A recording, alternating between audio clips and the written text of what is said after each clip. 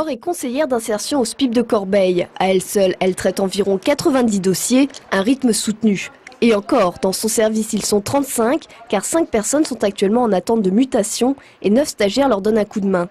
Pour autant, elle n'arrive pas à voir plus d'une fois par mois les personnes dont elle s'occupe. Au quotidien, c'est beaucoup de travail. Notre métier, c'est pas juste de récupérer des documents justificatifs, soit du domicile ou des soins, c'est prendre en charge les personnes, travailler avec eux sur le passage à l'acte, prévenir la récidive. Pour faire ça, il faut du temps et il faut des gens.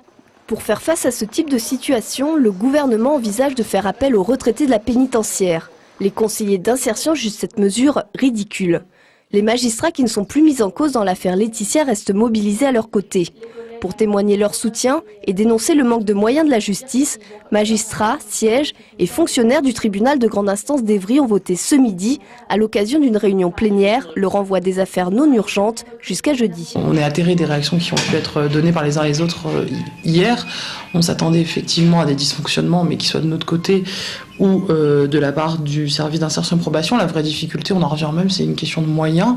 Et aujourd'hui, les magistrats sont encore plus mobilisés aux côtés des conseillers d'insertion et probation, aux côtés des services pénitentiaires d'insertion et probation, pour dire que les conclusions du rapport d'hier ne règlent rien sur la problématique qui est celle du terrain au quotidien. Suite à la publication du rapport d'inspection, Michel Mercier, le garde des Sceaux, a annoncé hier la mise en place de mesures d'urgence en direction des services de suivi des condamnés et d'application des peines. Une organisation nouvelle avec des moyens complémentaires, promet-il, dont le déblocage de 5 millions d'euros pour des vacations supplémentaires. Les syndicats des magistrats et des conseillers d'insertion ne jugent pas cette mesure suffisante.